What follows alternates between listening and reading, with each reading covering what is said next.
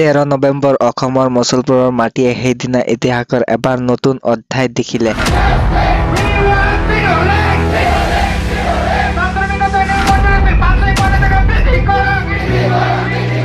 হাতৰ পৰা 10,000 আদিবাসী আৰু টি ট্ৰাইবছ ভাই ভনী একতাবদ্ধ হৈ এগৰাকী মানুহৰ দৰে ন্যায়ৰ দাবীত উঠি পৰিছিল।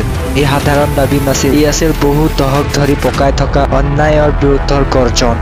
মাটিৰ অধিকাৰ, পৰিয়ালৰ সুৰক্ষা, নিজৰ সন্তানৰ ভৱিষ্যতৰ নিশ্চয়তা। মছলপুৰ চৌকীৰ পৰা প্ৰশাসনিক পথলৈ প্ৰতিটো ঠাইত একে ধ্বনি উঠিছিল। আমাৰ ন্যায় লাগে, আমাৰ অধিকাৰ লাগে। কাবাৰ হাতত পতাকা, কাবাৰ হাতত বেনাৰ, কিন্তু সকলো হৃদয়ত আছিল একে যুঁজ। অধিকাৰৰ হক সঠিকৰ বাবে সংগ্ৰাম। মহিলা, যুৱক, বয়োবৃদ্ধ সকলোৱে এটা কথা প্ৰমাণ কৰিলে, শৃংখলা আৰু একতা যদি থাকে, কোনো শক্তিৰ অধিকাৰ আটকাই ৰাখিব নোৱাৰে। আদিবাসী সমাজে সেইদিনা পৃথিৱীক দেখুৱাই দিলে অধিকাৰ মাগি পোৱা নাযায়, দৃঢ়তা আৰু একেতাৰে লাভ কৰিব লাগে।